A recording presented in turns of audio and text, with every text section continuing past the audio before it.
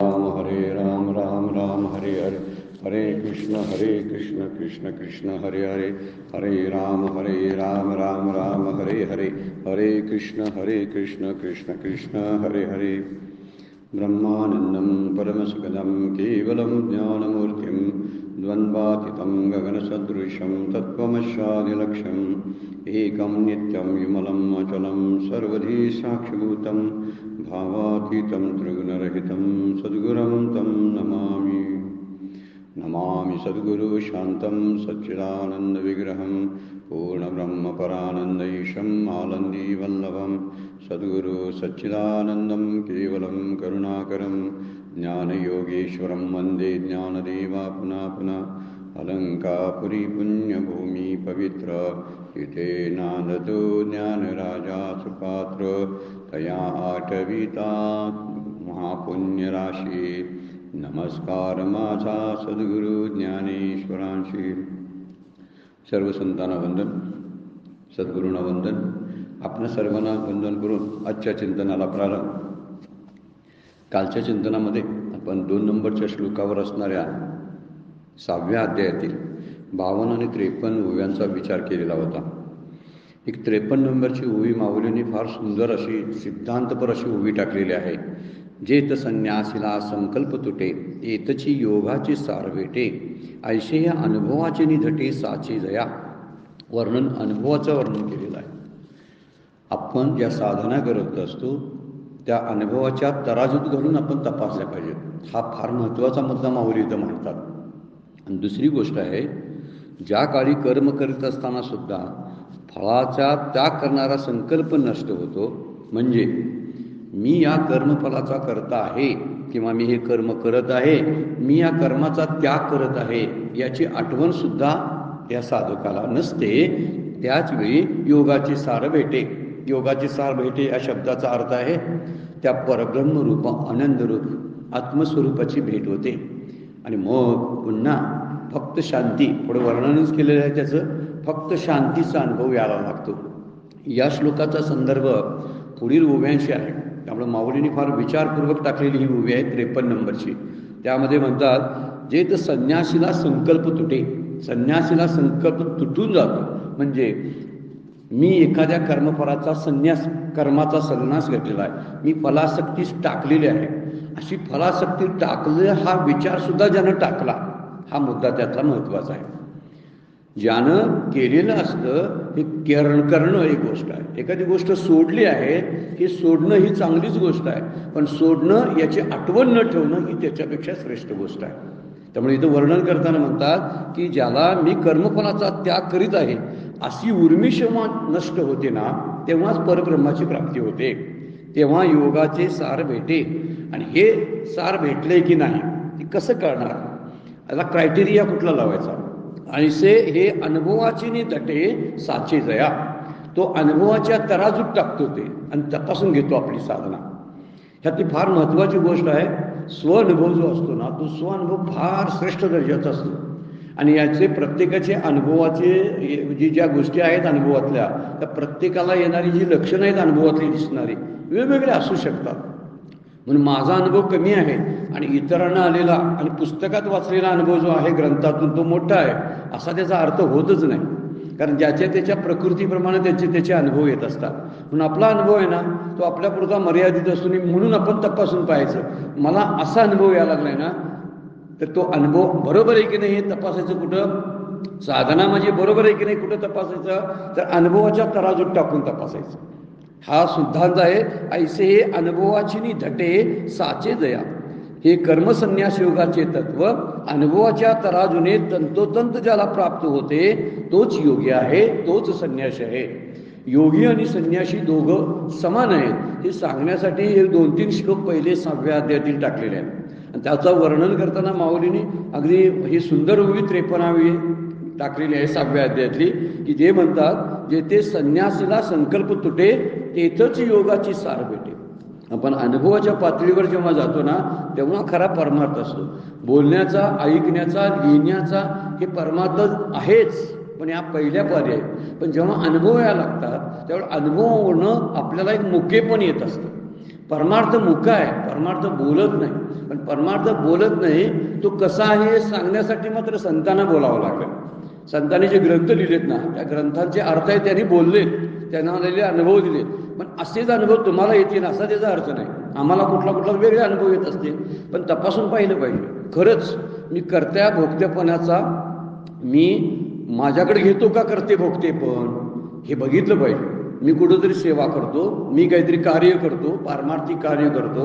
हे पारमार्थिक कार्य करणं चांगलीच गोष्ट आहे, परंतु ते पारमार्थिक कार्य मी करत आहे आणि माझ्यासारखा मोठा कोण नाही, इतर लोक काही करतच नाही, अशा भावनेनं झालं तर त्याला अर्थ राहत नाही. म्हणून माऊली म्हणतात संकल्पाचे संन्यासाला संकल्प तुटे. योगाचं सार जे आहे, आणि योगाचं सार म्हणजे परब्रह्म, ते साक्षात परब्रह्माची आत्मस्वरूपाची प्राप्ती जी होते, आत्मानंदाची प्राप्ती होते, त्याला योगाचं सार म्हटलेलं आहे. याचं वर्णन या मागच्या 2 नंबरच्या श्लोकामध्ये माऊलींनी सुंदर केलेलं आहे. आज आपण 6व्या अध्यायातील 3ऱ्या श्लोकाचा विचार करणार आहोत. अरुरुक्ष मुनेर्योगम कर्म कारणम उच्यते योगारूढस्य तस्यैव शम कारणम उच्यते. फार सुंदर वर्णन केलंय आणि परत 2 कारणं सांगितलेली आहेत बघा, की योगावर आरूढ होण्याची इच्छा असलेला निष्काम कर्म हे साधन आहे, ज्याला योग प्राप्त करून घ्यायचा आहे. योग म्हणजे आपण आसन किंवा योगिक क्रिया करतोय तो योग नव्हे बरं काय. आपण मागच्यापासून बोला त्याला निष्काम कर्मयोग आपण म्हणतो. आणि निष्काम कर्मयोगामध्ये व्यायाम नव्हे, योग म्हणजे इथं फार महत्त्वाची गोष्ट ती लक्षात ठेवली पाहिजे.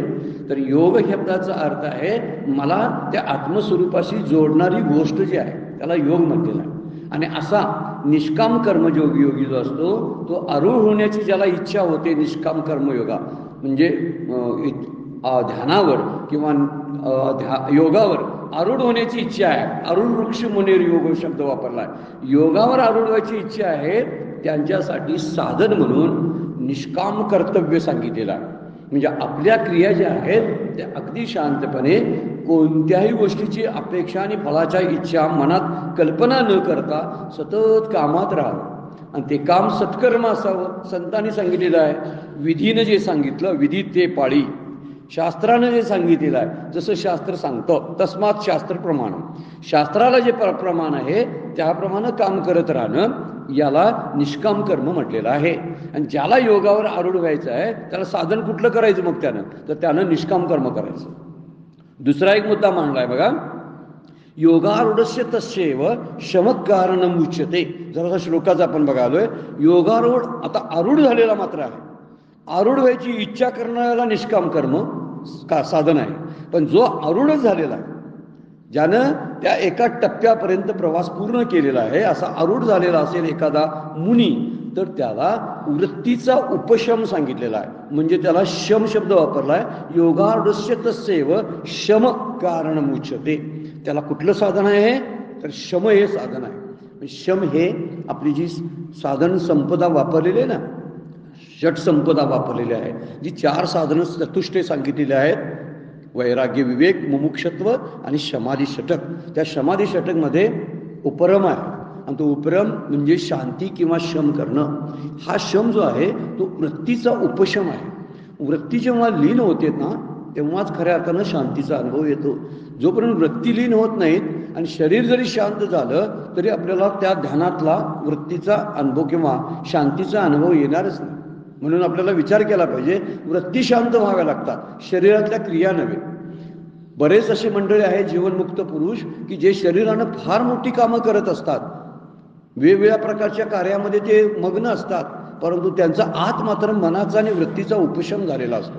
अगदी शांत वृत्तीनं ते जगत असतात. आणि म्हणून त्यांना कारण सांगितलंय, हे परमात्मा प्राप्तीचं साधन कोणतं असेल तर उपशम.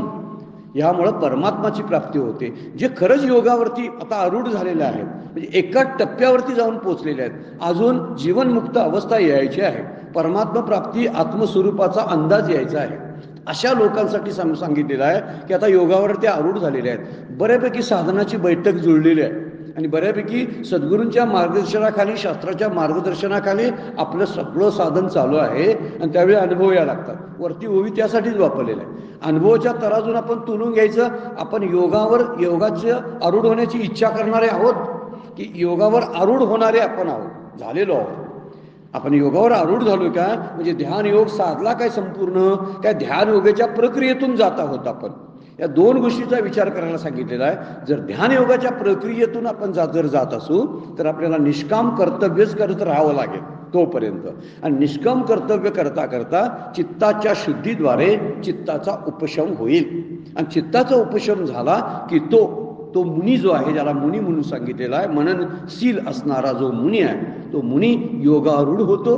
आणि त्या योगारूढ झालेल्या मुनीला ही शांती किंवा उपशम हेच परमात्म प्राप्तीचं साधन आहे, असा हा श्लोक सांगतो. माऊलींनी त्याच्यावरती या अष्टांग योगाचं आता महत्त्व सांगायला सुरुवात केलेली आहे. म्हणजे अष्टांग योगाचं महत्त्व सांगताना, हे योगाचं महत्त्व सांगताना या योगी क्रिया कठीण किती आहेत हेही पुढे सांगितलेलं आहे. आपल्याला झेपेल ते करावं हे माऊलींचं सांगणं आहे.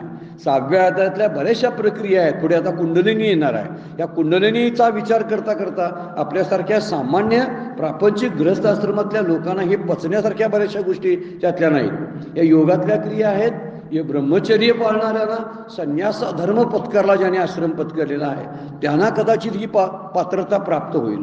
पण आपल्यासाठी मात्र पुढे वेगळा प्रांत मांडलेला आहे. ज्ञानाचा प्रांत आहे, भक्तीचा प्रांत आहे आणि उपासनेचा प्रांत आपल्यासाठी आहे. या योगिक अवघड क्रिया करायची काही गरज नाही. पण तरुण सुद्धा माऊलींनी मात्र मांडून ठेवले. कारण खरंच माऊलींचा विचार जर केला, ज्ञानेश्वर माऊलींचा, तर योग पंथांचेच आहेत ते. योगेश्वर त्यांना म्हटलेला आहे. कारण योगा पंथातलं जरा तरी सांगायला पाहिजे ना. ज्या संप्रदायामध्ये जी व्यक्ती असते ना, ते आपल्या संप्रदायाबद्दल बोलते, मग इतर संप्रदायाबद्दलही सांगेल. माऊलींनी सगळ्या संप्रदायांचा उहापोह केलेला आहे. आणि तो करता करता योगी क्रियांचा सुद्धा उल्लेख केलेला आहे, जो भगवद्गीतेनं टाळलेला आहे. विचार करण्यासारखा मुद्दा आहे. भगवद्गीतेनं त्या विषयाला हात घातलेला नाही. आणि माऊलींनी मात्र त्याचं विवेचन आपल्या ह्या 6व्या अध्यायामध्ये इतरत्र सुद्धा बऱ्याच ठिकाणी ट्रान्सलेशन नाही. ज्ञानेश्वरी हे भगवद्गीतेचंच ट्रान्सलेशन नाही बरं का. ज्ञानेश्वरी हा स्वतंत्र ग्रंथ आहे. ज्ञानेश्वर माऊलींची स्वतंत्र प्रतिभाशक्ती आहे. आणि त्यासाठी त्यांनी रेफरन्स म्हणून भगवद्गीता घेतलेली आहे. आता काहींना पटेल नाही पटेल, ह्या ठिकाणी भगवद्गीतेला कमी लेखणं नाही बरं का. जर भगवद्गीतेला कमी लेखायचं असतं तर माऊलींनीच लेखलं असतं. गीता नित्य नूतन तत्व म्हणलेलं आहे. कसं म्हणलेलं आहे की पार्वती मातेला भगवान शंकर सांगताना म्हणतात, जसं तुझं रूप आहे तशी भगवद्गीता आहे म्हणतात ते. याचा अर्थ आहे भगवद्गीतेला फार उच्च स्थान माऊलींनी दिलेलं आहे. पण त्याचा रेफरन्स फक्त घेऊन आपल्यासाठी साधनेला योग्य असेल अशा गोष्टी मात्र माऊलींनी वर्णन केलेल्या आहे. कारण कदाचित भगवद्गीतेतली काही तत्वज्ञान आपल्याला झेपण्यासारखी नाहीत. मग भगवद्गीतेचा श्लोक घेतला, पण त्या श्लोकावर विवेचन करताना मात्र एखाद्या सामान्य साधकाला सुद्धा त्याचा वापर करता यावा साधनेमध्ये, यासाठी अशा ओव्या टाकलेल्या आहेत. म्हणून ज्ञानेश्वरी हा स्वतंत्र ग्रंथ आहे.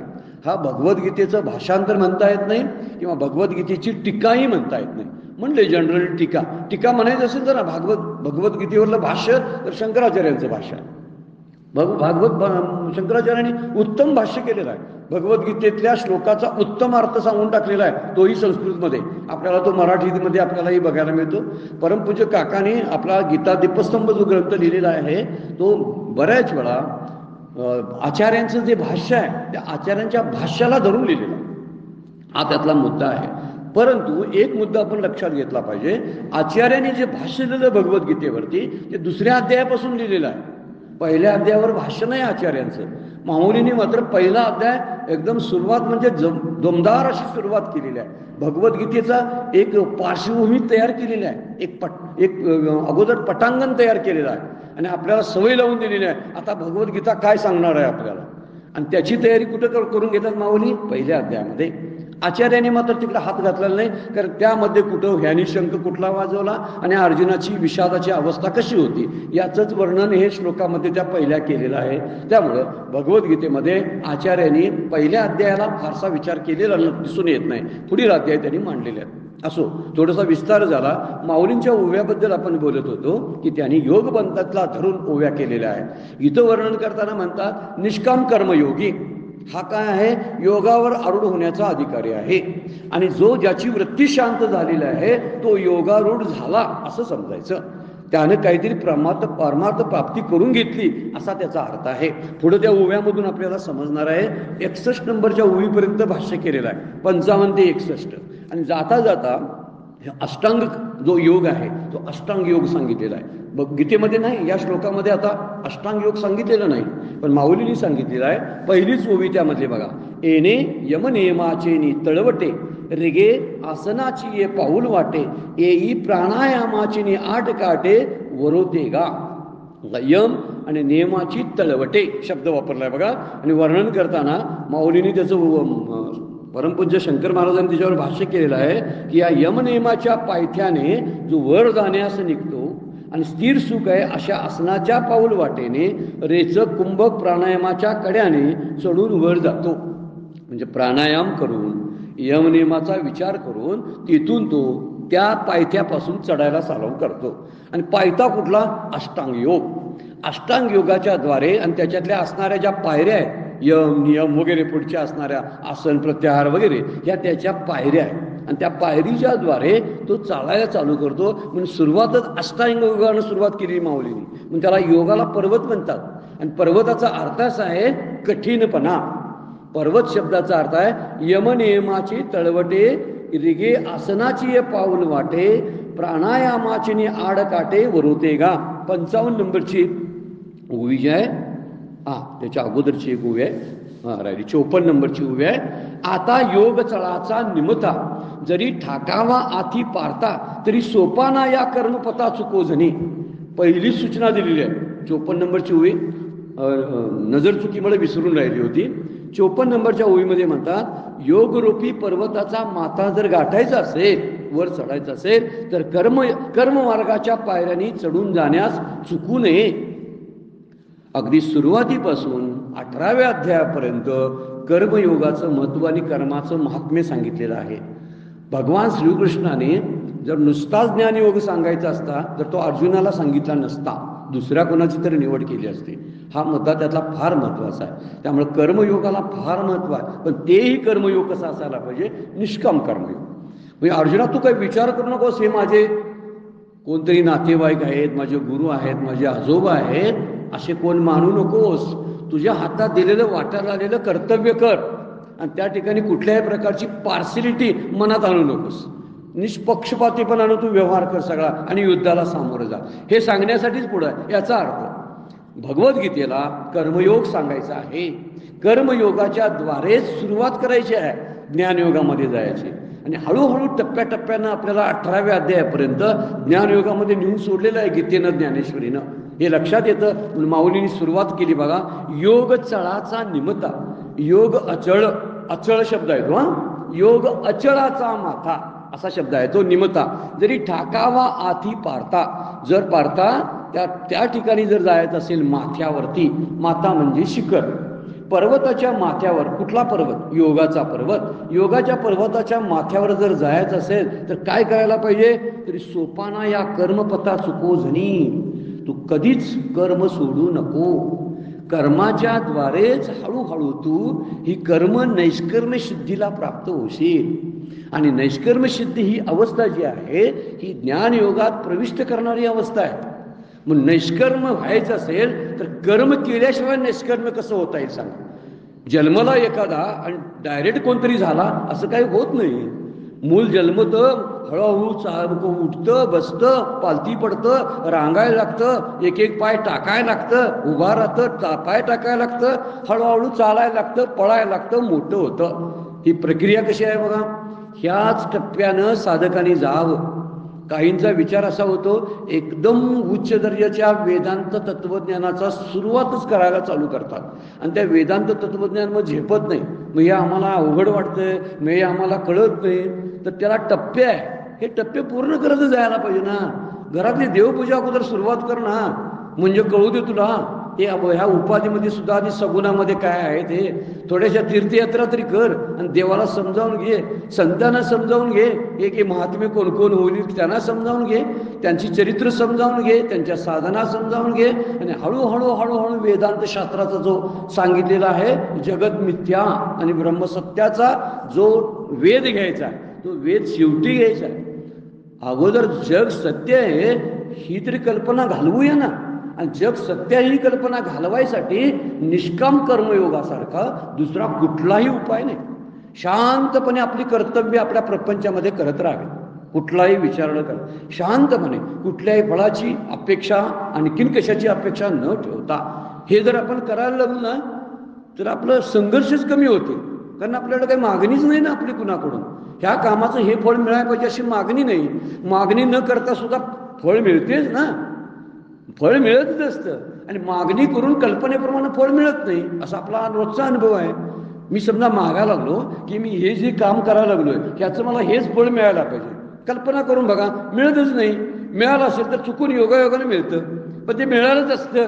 कल्पना केली नसती तरीही मिळालं असतं. कारण मी चालतोय म्हणजे कुठेतरी पोचणारच ना. चालणाऱ्यानं म्हणावं काय मी पोचू दे, मला पोचू दे, मला पोचू दे, नाही.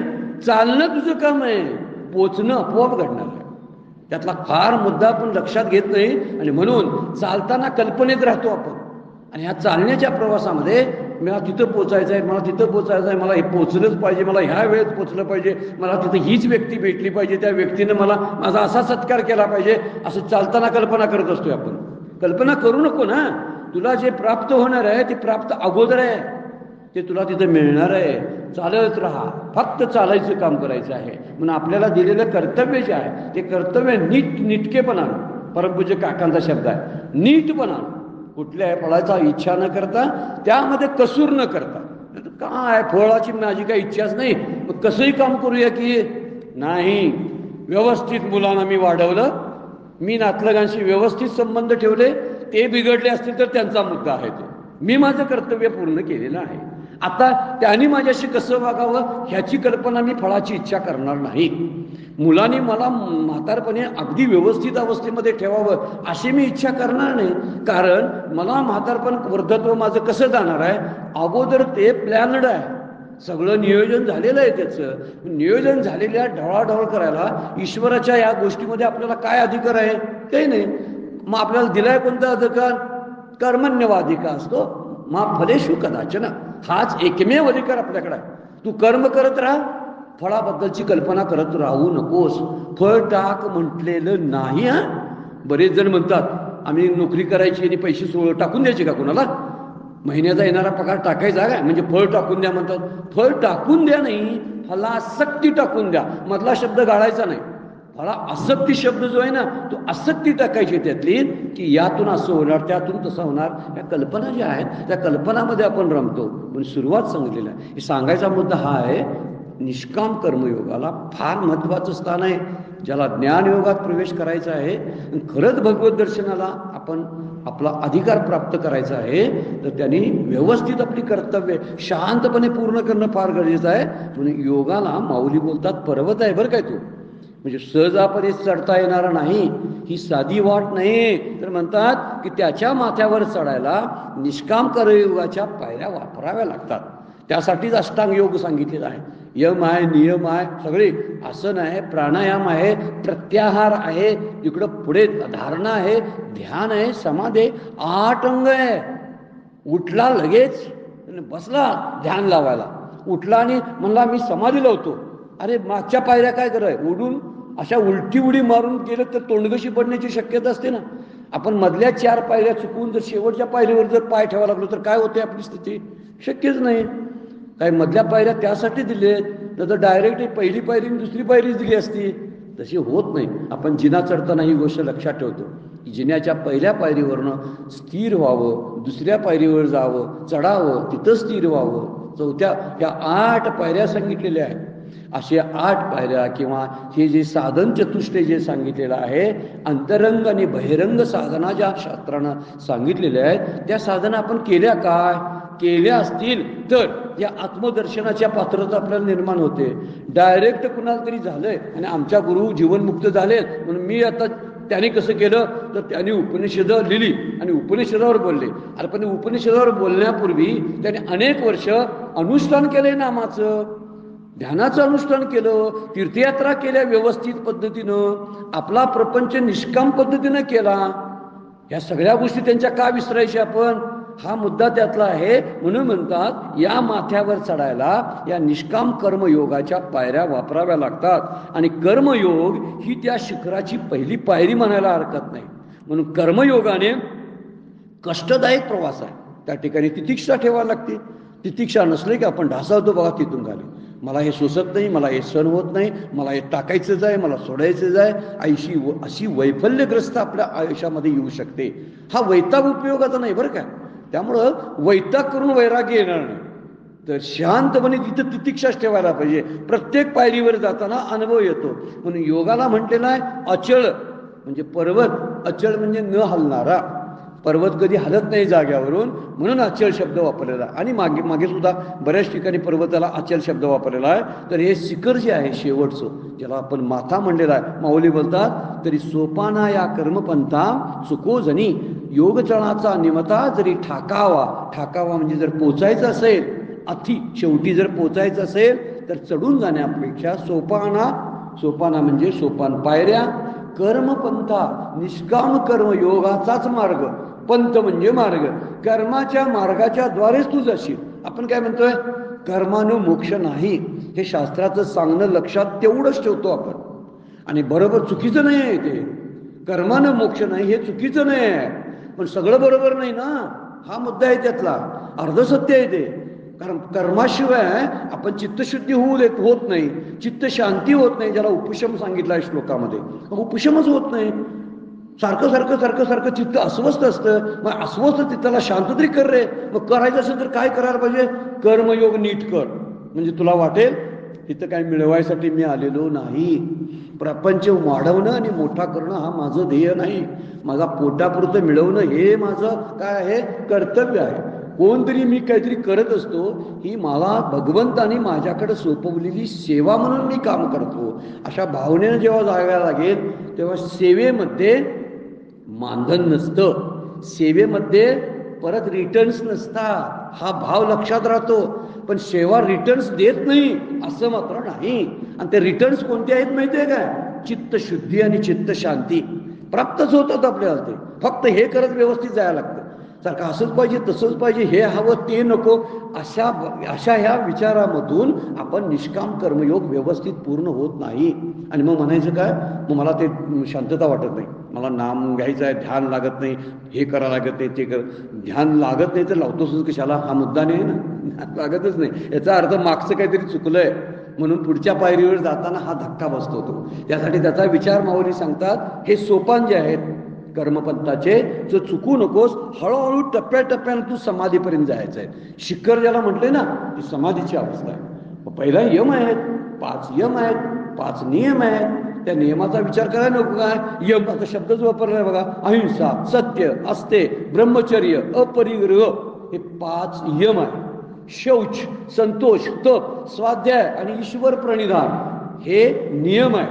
आता ह्या 10 पैकी आपण काय केले सांगायला पाहिजे. पहिला आपण काही करतच नाही बरं का, डायरेक्ट आपण विचार करायला जातो. इथं आपण म्हणतो अहिंसा आली का आपल्याकडं, मनापासून अहिंसा आपल्याकडं आहे का, आपले भाषण आपलं वागणं सत्यवादी आहे का, आपण अस्तेय आहे का, म्हणजे काय करत नाही कुणाकडून, काय मनात सुद्धा कुणाकडून काहीतरी पदार्थ पाहिजे अशी इच्छा करत नाही का, ब्रह्मचर्य व्यवस्थित आहे का, अपरिग्रह मला साधलाय का, म्हणजे यम. मग हे सगळं जर साधायला लागलं तर पुढचा मार्ग सोपा होऊन जातो. ह्या मधल्या पायऱ्या ओलांडून तशाच टाकून आपल्याला पुढे जाता येणार नाही. म्हणून आपल्याला पुढचा जो माथा सांगितलाय ना, जो शिखर सांगितलेला आहे, श्रवण, मनन, पठन, स्वाध्याय, याचा कंटाळा करून चालत नाही. या पायऱ्याच आहे. मी माझ्या संसारातलं माझं कर्तव्य व्यवस्थित पूर्ण करतो आणि भगवंताच्या बद्दलच्या तत्वज्ञानाचं श्रवण करतो, मनन करतो, झालं. हे कर्मयोगाची सुरुवात आहे. पण प्रत्येक क्षणाला त्याचा विचार करावा लागतो, माझा कर्मयोग बरोबर आहे की नाही. तुकाराम महाराज म्हणतात, क्षणोक्षणी हाची करावा विचार, तरावा या पार भवसिंधू. आपल्याला जर हा भवसिंधू शब्दाचा अर्थ आहे तरुण जाणे, याचा अर्थ माऊली इथं म्हणतात त्या समाधीच्या साक्षात्काराच्या अवस्थेपर्यंत पोहोचणे, याला म्हणतात भवसिंधू पार करून जाणं. हा समुद्र पोहून जायचा आहे तर त्यासाठी विचार करायला नको काय. आणि विचार हे फार मोठं शस्त्र आहे आपल्याकडं, तेच वापरलं पाहिजे, दुसरं काय वापरून चालणार नाही. म्हणून इंद्रियांच्या माध्यमातून बाह्य विषयांचा अनुभव येतो आणि विषयातून निवृत्ती होण्यासाठी आपल्याला कर्मयोग हे साधन वापरायच लागतं.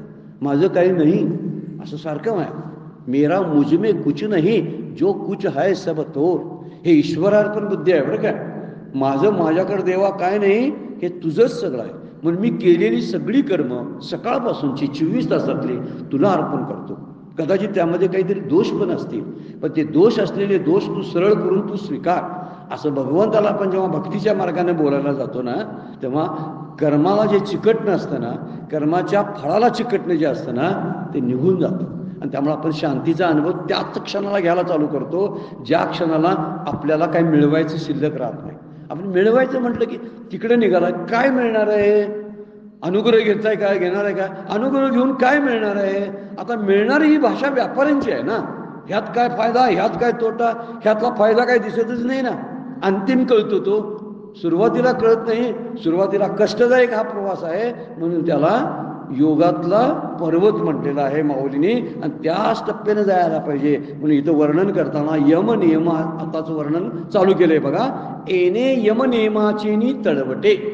आता तिथला खालचा जो पायथा आहे, तळवटे म्हणजे पायथा, हा पायथा जो आहे तिथं रेगे आसनाची पाऊल वाटे. तिथं जायचं असेल यमनियमाच्या, तर पायथ्याने जो वर जाण्यास निघतो, ज्यात स्थिर सुख आहे, अशा आसनाच्या पाऊल वाटेने कसा जातो तो? आसन बरोबर घालायला चालू करतो. थोडा वेळ आपल्याला ध्यानाला नामाला बसायचं असेल तर आसन घालावं लागते. ॲक्च्युली ह्या योगिक प्रक्रिया आहेत, ह्याला अगदी मनापासून घेऊन मला आसनच घालता येत नाही, मग माझं साधन कसं होणार, असं त्यात समजायचं अजिबात कारण नाही. अगदी खुर्चीत बसून सुद्धा विचार करता येतो. पुढे जाऊन आपण तो बघणार आहे. पण माऊलींनी अष्टांग योगाचं वर्णन करताना ते म्हणतात की आपल्याला सुरुवातीला यमनियमच आपल्याला पायथ्याला भेटतील, हळूहळू आसनाची पाऊल वाट भेटेल. आसन व्यवस्थित स्थिर झालं पाहिजे. मग प्राणायामाची आडकाटे वरवते का, मग प्राणायामाच्या कडेने जो वर येतो, वरवते का म्हणजे वर येतो. कुणाच्या द्वारे? प्राणायामाच्या द्वारे. म्हणजे थोडंसं मन स्थिर करायसाठी, मन हे वायुतत्वाचं आहे आणि वायुतत्व म्हणजे प्राणायामाच्या द्वारेच आपण स्थिर आणि नियंत्रण करू शकतो. कारण वायूला नियंत्रण आणायचं असेल तर प्राणायामासारखा उपाय योगानं सांगितलेला आहे आपल्याला. जे शारीरिक प्रक्रिया ज्या सांगितलेल्या आहेत योगाच्या, त्यामध्ये त्याचं वर्णन आहे की थोडासा प्राणायाम केलं ध्यानापूर्वी, नामापूर्वी, की आपलं मन जरा शांत होतं. म्हणजे थोडेसे दीर्घ श्वसन करणं किंवा रेचक कुंभक करणं, या गोष्टी आहेत, ह्या शहाण्या माणसाकडून शिकून घ्याव्यात. हे उलटं सुलटं आपण काहीतरी करायला गेलो. स्वामी विवेकानंदचं एक पुस्तक वाचण्यामध्ये आलं, ते बोलतात या असले प्राणायाम उलटे सुलटे केल्यामुळं बऱ्याच जणांना वेळ लागण्याची वेळ आलेली आहे. काहीतरी कोणतरी कुठेतरी पुस्तकात वाचायचं आणि आपण करायला चालू करायचं, याला काय अर्थ नाही. त्याच्यापेक्षा पुस्तकांना न वाचता नाम घेत बसावं. साधी गोष्ट आहे. अभ्यास करावा, विचार करावा, ह्या साध्या पाऊलवाटेने जावं. पण माऊलींनी वर्णन करताना, योगिक प्रक्रियेचं वर्णन करताना ते म्हणतात की पहिला जो पायथा आहे ना, तो यम नियमाचा आहे. दुसरा चढायला गेलं की पहिल्यांदा लागती ती पाऊल वाट आहे, ती आसनाची आहे. आणि पुढे जे आहे तो कडा लागतो, तो कडा आहे प्राणायाम. त्या प्राणायामाच्या कड्यानं यम नियम आसन प्राणायाम प्रत्याहार धार धारणा ध्यान समाधी हे चार दोन्ही पहिल्यांदा सुरुवातीचे आहेत ना. ही थोडी शारीरिक प्रक्रियेची आहेत बघा.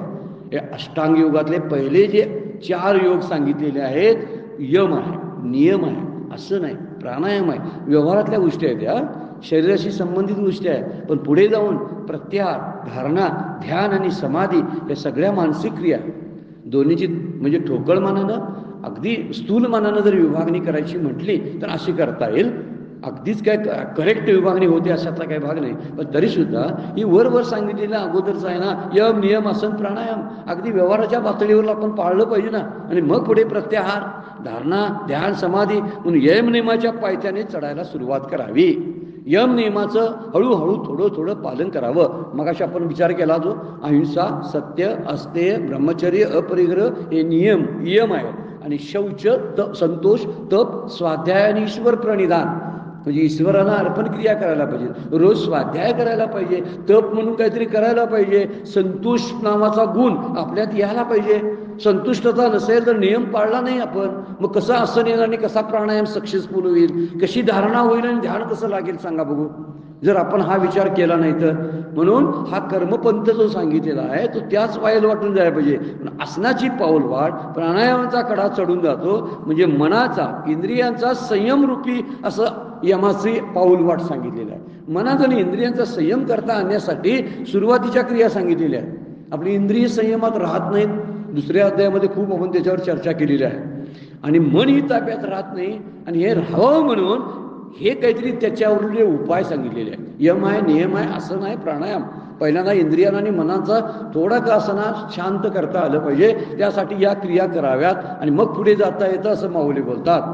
तरी मग प्रत्याहाराचा आधाडा म्हणजे तुटलेला कडा, एक तुटलेला असा म्हणजे एकदम टोकदार कडा प्रत्याहार.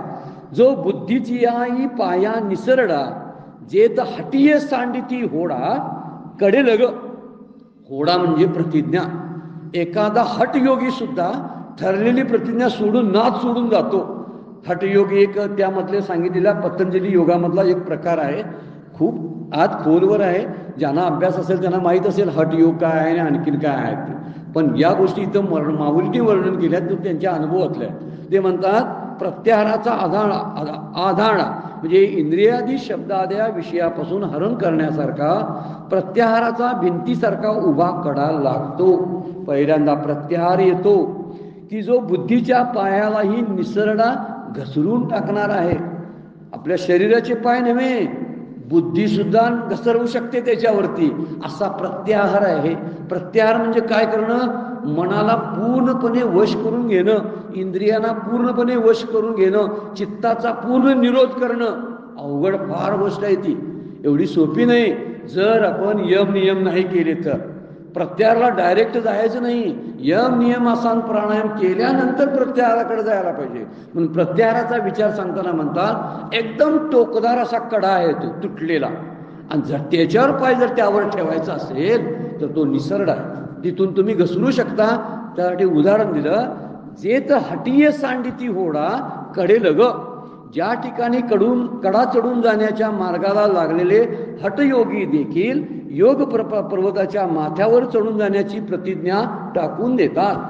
अरे बाबा मला काय आता चढवत नाही, बस झालं साधन, आता मी सोडतो, हटयोगी म्हणतात.